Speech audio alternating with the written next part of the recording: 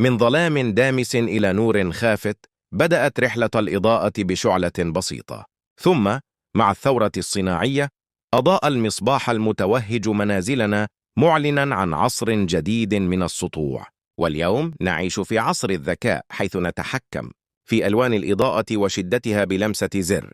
وفي المستقبل ستصبح الإضاءة جزءاً لا يتجزأ من جدران منازلنا، تتكيف مع كل لحظة من لحظات حياتنا.